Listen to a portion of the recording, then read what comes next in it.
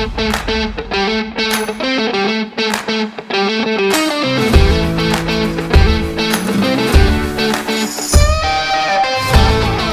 is Raceway Ministries Today.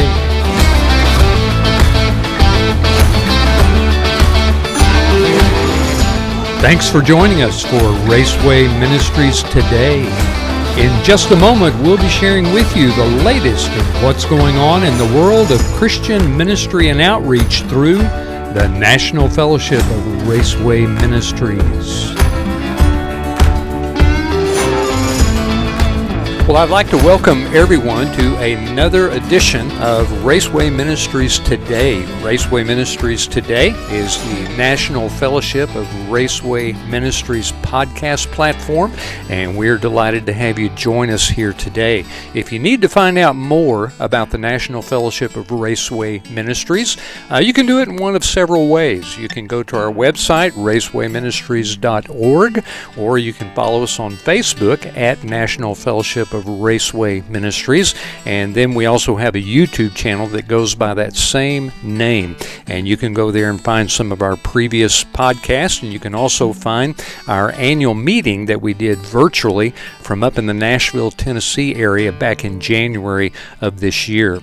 But today we are delighted to have with us, to me, one of the premier Raceway Ministry volunteers that I've ever met in my work with Raceway Ministries over the past 20 or so years, Tim Byrd. Tim is a longtime worker with Raceway Ministries Martinsville, and he has been very actively involved with the National Fellowship of Raceway Ministries. I can't tell you how many meetings I've been to, annual meetings and other gatherings up in Martinsville, and then even our Board of Directors meetings for many years. Tim was actively involved on the Board of Directors. He has been very, very much involved nationally with Raceway Ministries for a long time.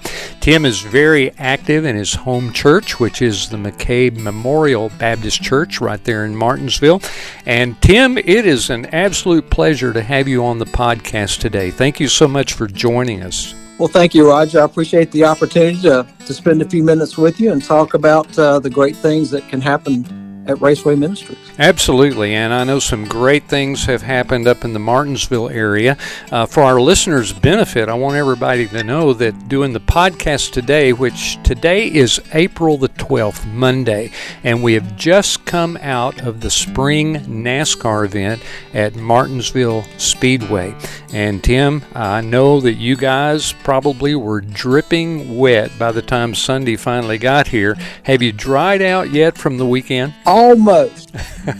We had a schedule that called for 3 night races, which was very exciting for us. We had night races planned last year back in May, and of course the pandemic pushed that back to June with no fans. And right. So we were really looking forward to all these races under the lights. We had races scheduled for Thursday night with the Modified Series, right, Friday night with the Xfinity Series, and then of course the Cup race on Saturday. Sure. So those 3 night races sort of morphed into 3 night races, and then an afternoon race and another night race on Sunday. Wow. With all the weather delays. But oh, yeah. We got through it all. Our volunteers were fabulous throughout the weekend, doing all that we were called to do at the Speedway. And, sure. We had another great weekend of ministry. Well, I'm not surprised at all, because you guys work hard at it. You trust the Lord in everything that you do up there, and you have a great, great group of volunteers, and you all have had excellent leadership through the years.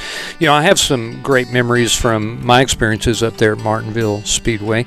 I remember cold mornings there at some of the race events there at Martinsville. I remember one event I went up there and I didn't take a jacket because down here in Texas we were having good mild spring temperatures, and I got to Martinsville and immediately realized, man, it's going to be cold up here. And I'll never forget, Bill Carpenter grabbed me during one of the morning worship services and he said, would you like to wear a jacket?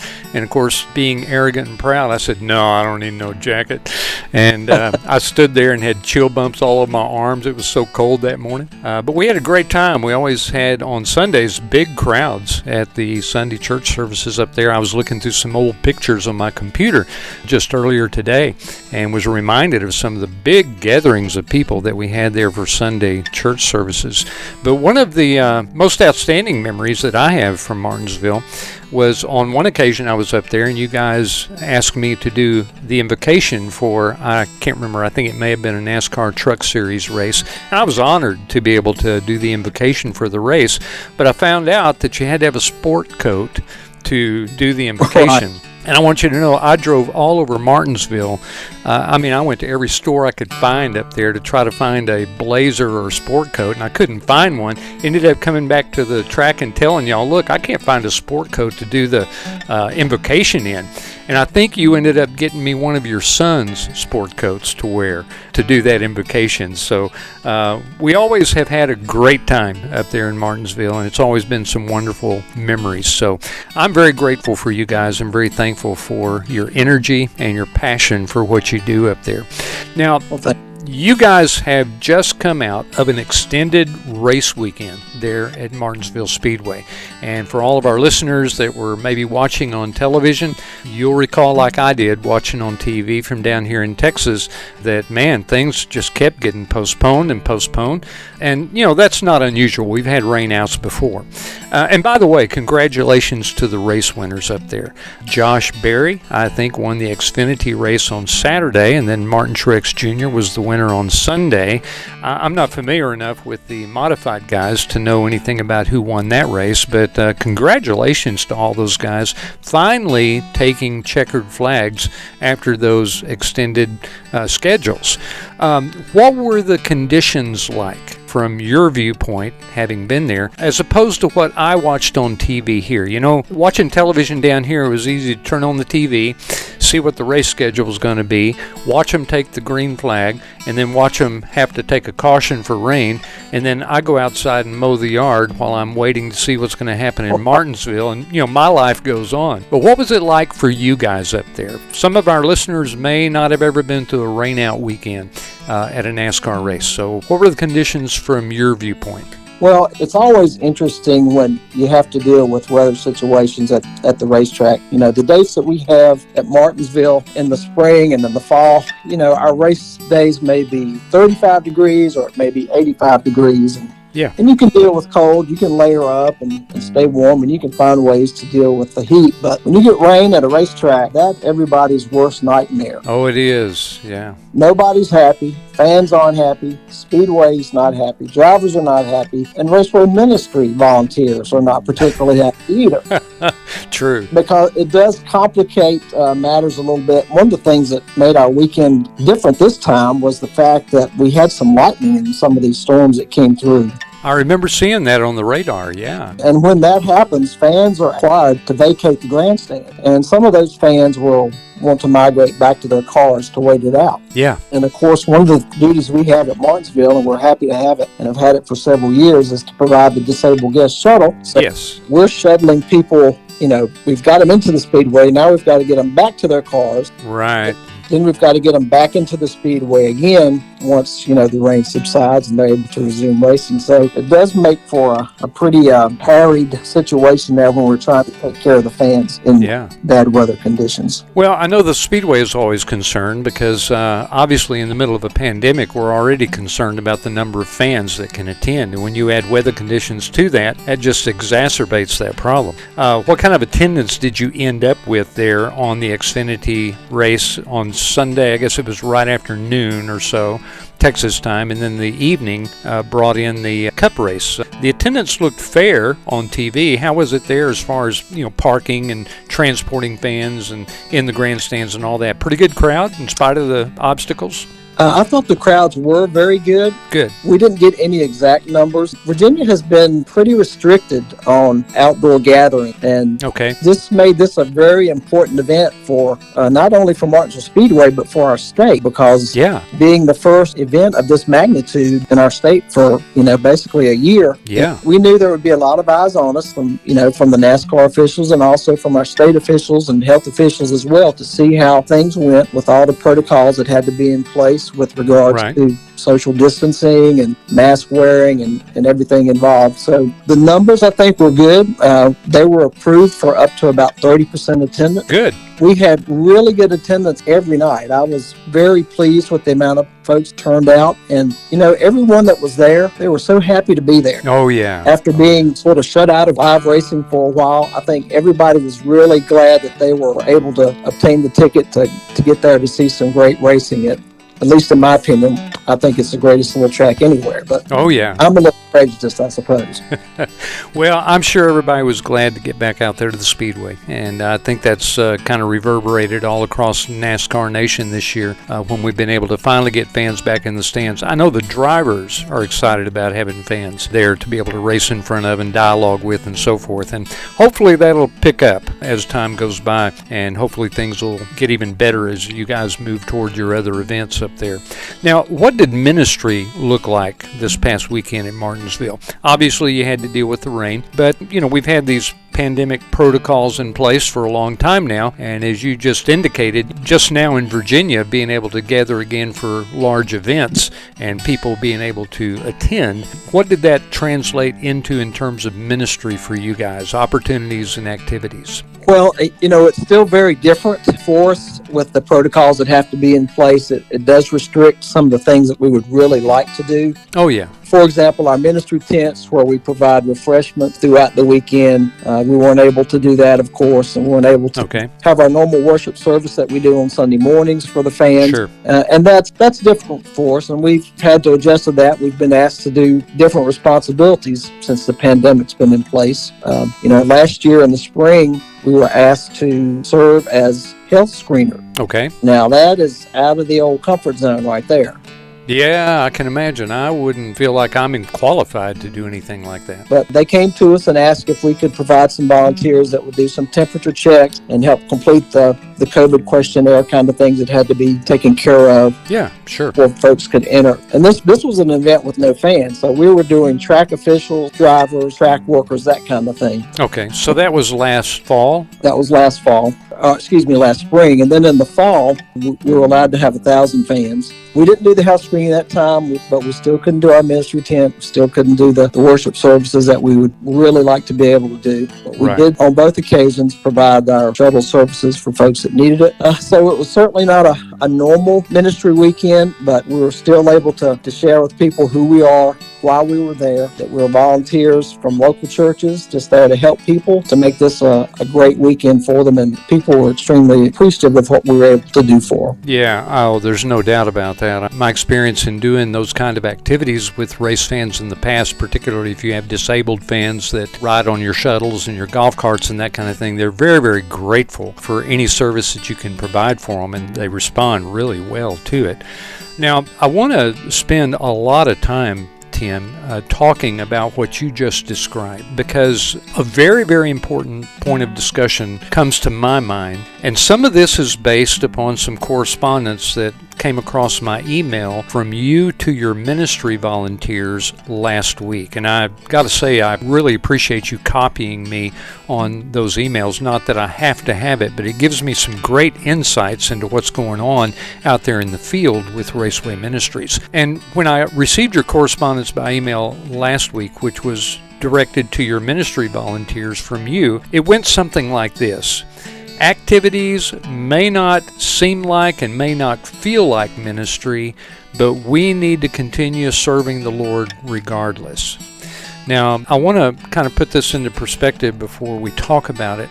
I think that is extremely important because I've learned through the years and across the country that many people who are involved in Raceway Ministries work, they have a little bit of hesitation and some reluctance to just doing guest services type things because it doesn't feel like ministry. And anything that doesn't feel like ministry, they're kind of reluctant to get involved. And some people flat out will refuse to do it. I remember at Texas a few years ago, we were given the opportunity to work the information booths. And we were able to hand out our own literature. We were able to distribute Bibles and New Testaments at the information booths under the concourse.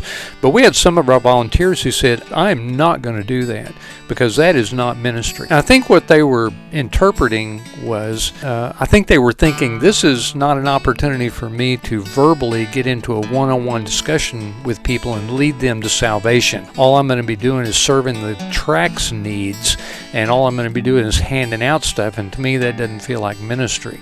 So, it's a very common thing for people to not feel like they're doing ministry when they're not doing things that are maybe aggressively evangelistic and that kind of thing.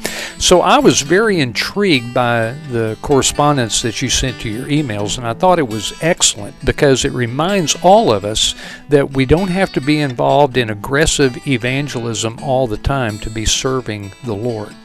So give me your response to that, and then I have a couple of questions that I want to ask you about that whole perspective. If you don't mind, elaborate a little bit on that correspondence that you sent out and share some of your thoughts and feelings about that kind of thing. Well, ministry takes a lot of different forms. Sure. And I think we don't need to look any further than the example that Jesus gave us about what ministry is. Okay. And if you think about his ministry, what did it start with? Meeting people's needs. Yes. Being a listening ear, showing compassion to someone, showing friendship to someone. Absolutely. Feeding them, clothing them, just becoming a friend. That's really one of the foundations that we try and work from. And I think Raceway Ministries as a whole does a very good job of that, to focus upon developing those relationships by that kind of a starting point. Yeah. Because when we meet the needs of a person, whatever the need or type of need that might be, that shows someone that you care about them. Sure. And that gives you the foundation to help develop that relationship to where it can lead to an opportunity to share the message of hope that's found only through Jesus Christ. Yeah, that's right. That's the approach that we try and take, and that, the first thing that a relationship starts with is going to determine how it grows. Well, I think you make an excellent point there, and I think you're right on target. As we have talked about many, many times within the Raceway Ministries family, it really is all about relationships. And rather than hit somebody cold turkey, unless it's just the right circumstances, the most effective way to lead them to a dynamic and real and ongoing relationship to the Lord is by building a relationship of trust with them, and then you share with them who you trust for your foundation and your spiritual security.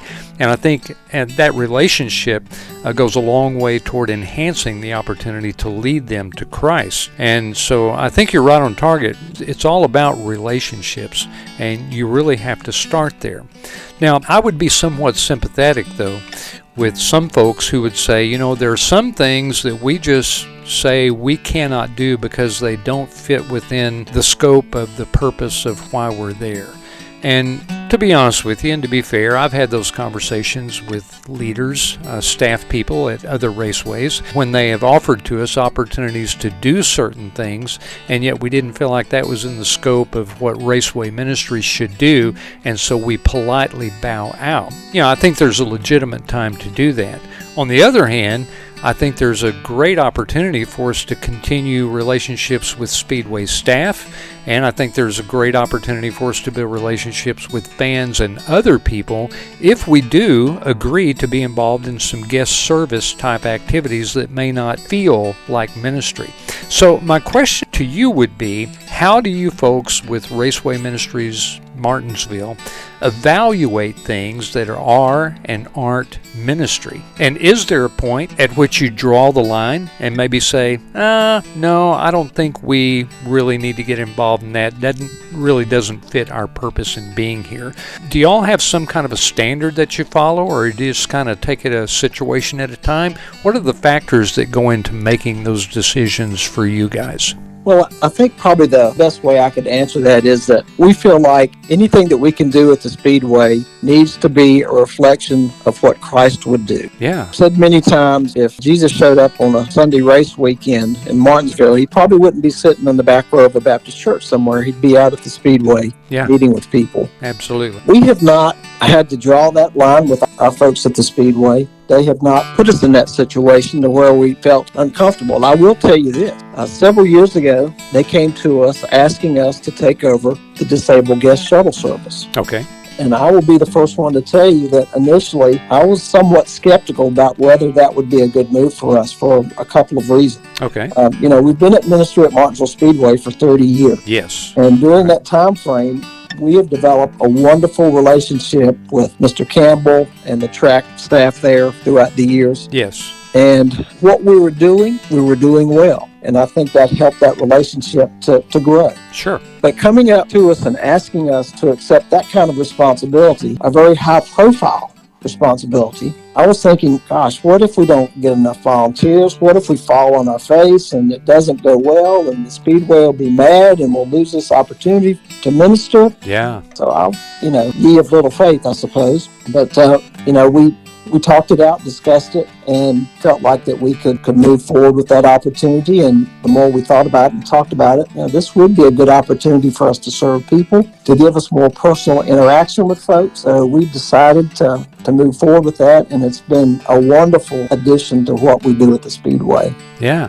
Well, a great benefit to the fans. I mean, to have shuttle rides around the property at a Speedway venue is always a thing that is appreciated by the fans. And then you have those opportunities to interact and build relationships with them as you go. But maybe one of the most important things about that is something to which you alluded a few moments ago in your comments, the relationship with the Speedway. You have a solid relationship with them. You've been there for years, and all of a sudden they ask you to do something, and you're at a point where it becomes a dilemma. As you said, what if we don't do it and we don't do it well? Will that give us a black eye in terms of the staff there at Speedway? What if you outright refuse to do it? Are they going to cut off opportunities in the future for you? I think sometimes our relationship with Speedways is important enough, and it either needs to be preserved, or maybe it needs to be salvaged, or maybe it needs to be established. If we take advantage of some of those opportunities to do guest service type things, it not only creates opportunities to interact to and minister to the fans, but it can go a long ways toward our relationship with the Speedway staff. And granted, you guys have been there. I mean, it's coming up on 30 years that you guys have been there, if it isn't already 30 years. And y'all have great relationships with your staff. I would guess by now they pretty well know what fits your job description and what doesn't, what fits within the scope of Raceway Ministries and what doesn't. They probably have picked up on that by now. And I would assume that you guys have a good enough relationship with them by now that you can pretty much dialogue with them and talk about ministry opportunities and what fits for y'all and what doesn't. Would you say that's maybe somewhat accurate? I would.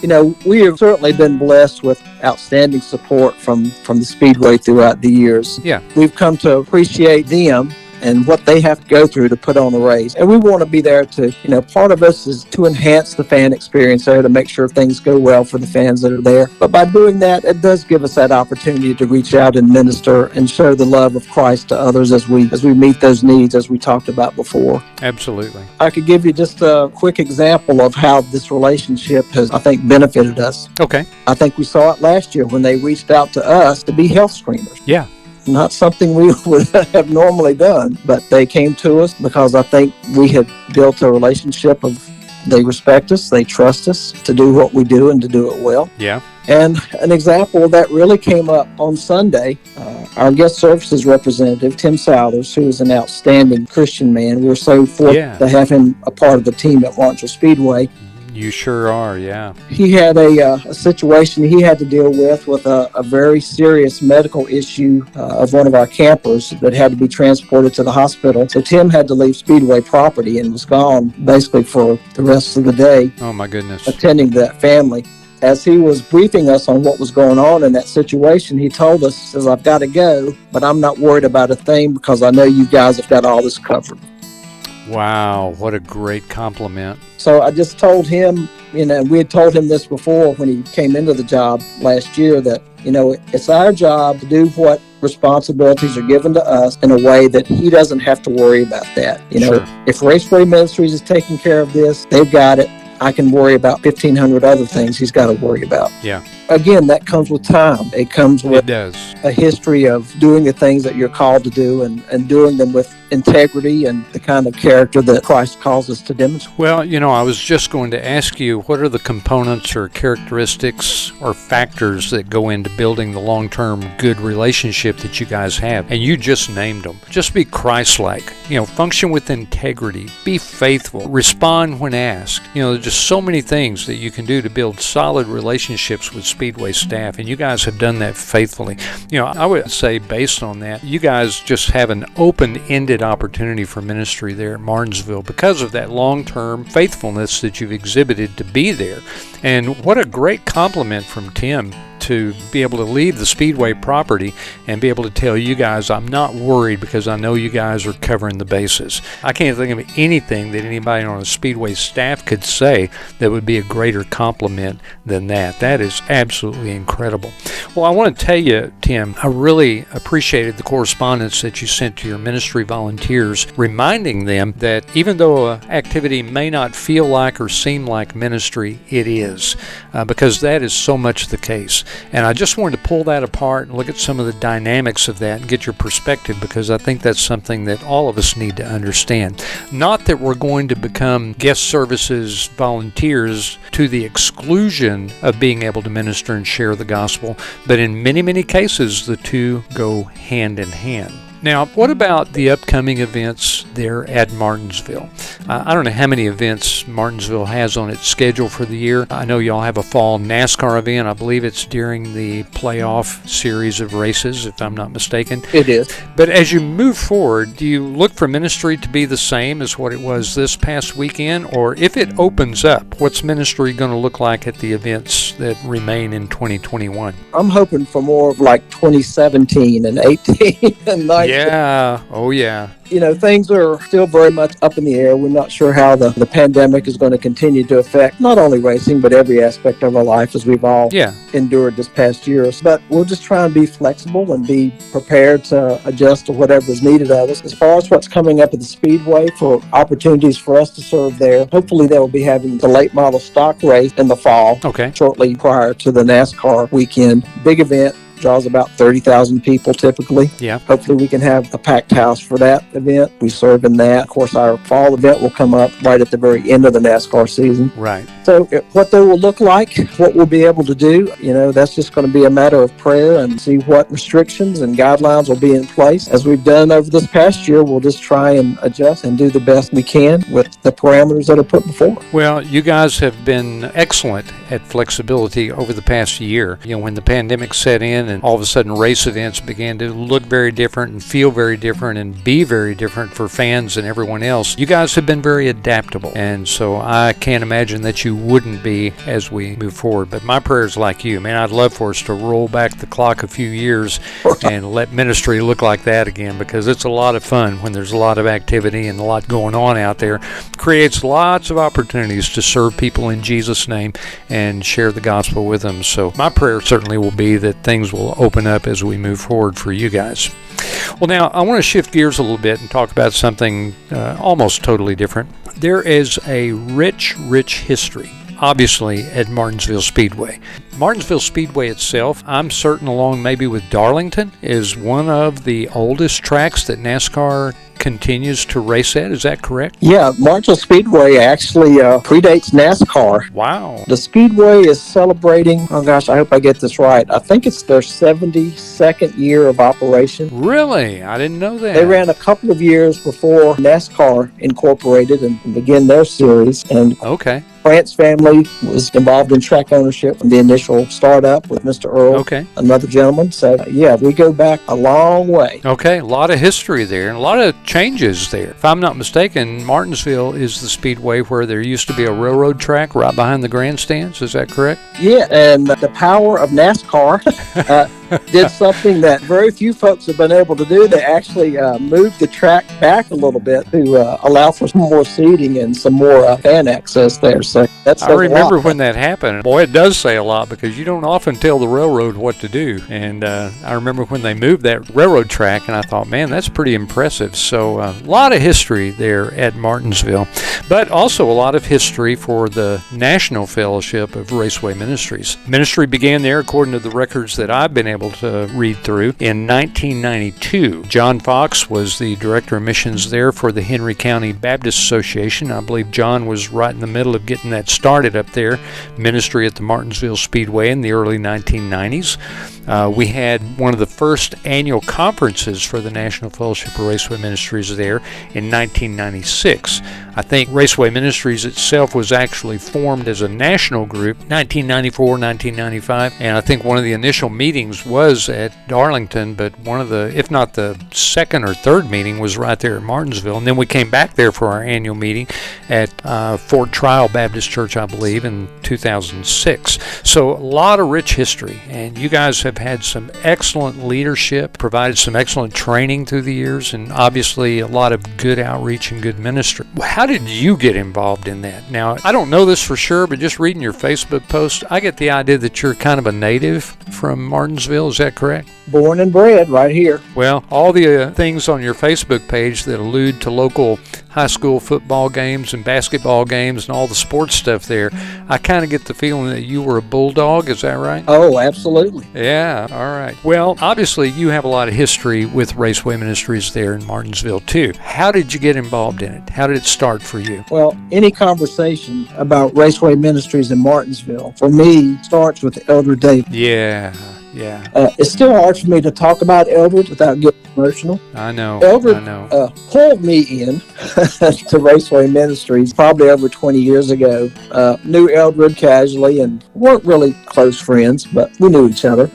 Martinsville's not the big metropolitan area, so we knew each other. And, my dad started bringing me to races at Martinsville Speedway when I was probably 5 or 6 years old. And we've been going to races there forever. And even when Raceway Ministries was in its initial years of operation at the Speedway, my dad and I would drop by before the race and, listen to the music and hear the speaker. And then we'd, head on in and enjoy the race. Yeah. And Eldred just invited me to come and be a part of it. And it quickly got into my heart. And been there for, I guess, over 20 years probably serving up. Time flies when you get old and you lose track of years. But Eldred, along with, you mentioned Dr. John Fox and Barry Morrison from our church as well, they were both instrumental in getting us off the ground and built such a great foundation for this ministry. And the leadership group that I'm blessed to be a part of here now, we're just trying to carry on the work that Eldred did and make this ministry all that he wanted it to be. He had a real passion for it, as you well know. You're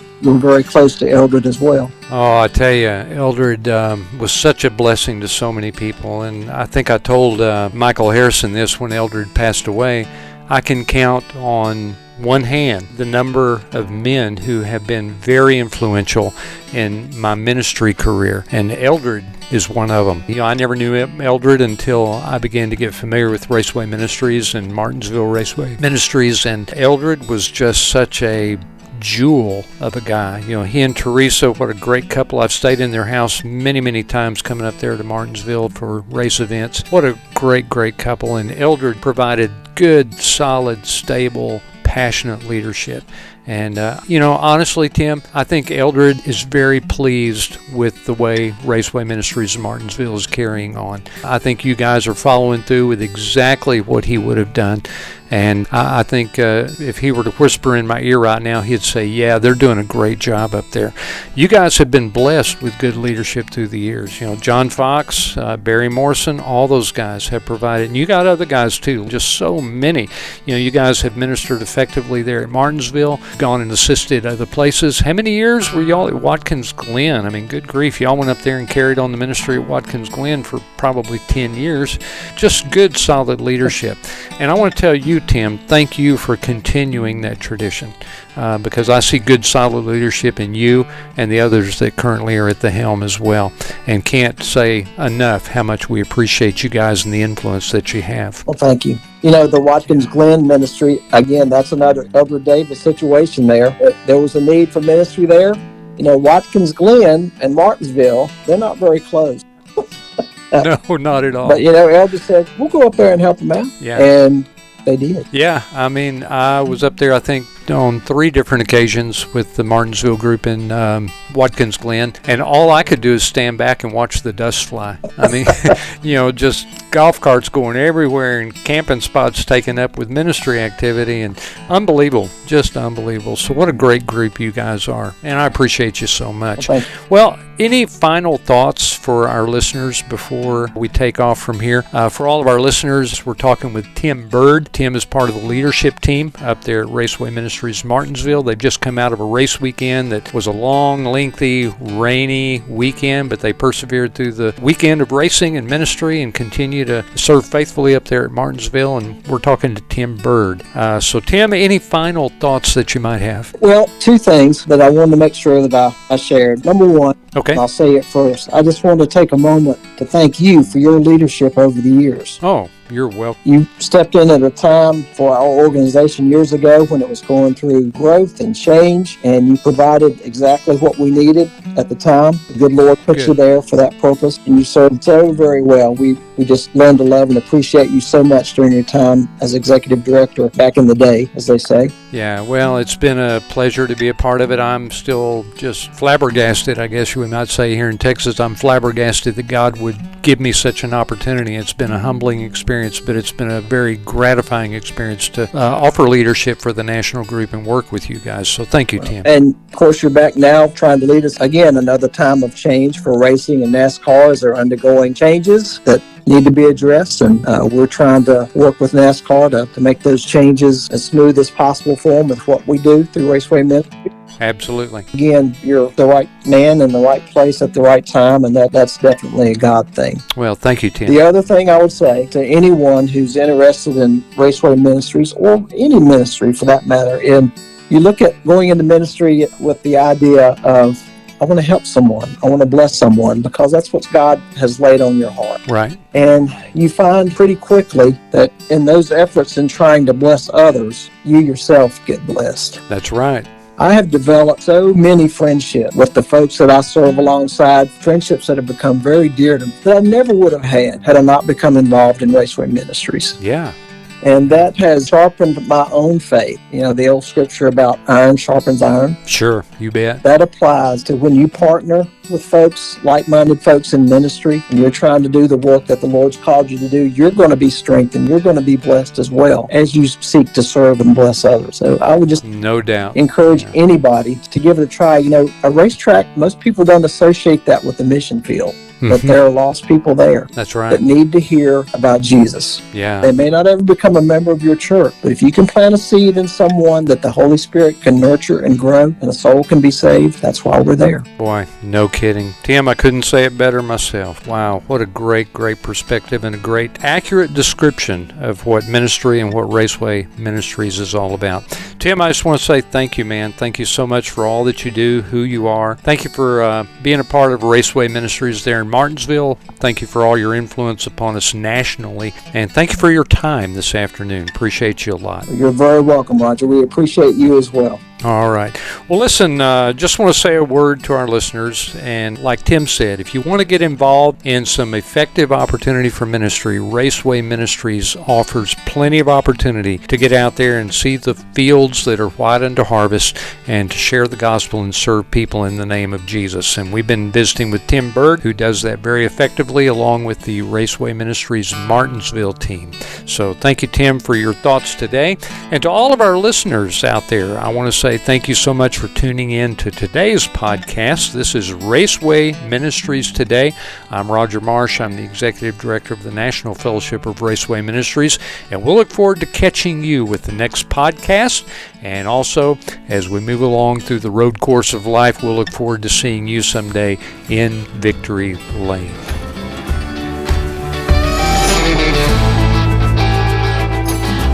We hope you'll tune in next time as we continue to explore Christian ministry and outreach in motorsports through the National Fellowship of Raceway Ministries.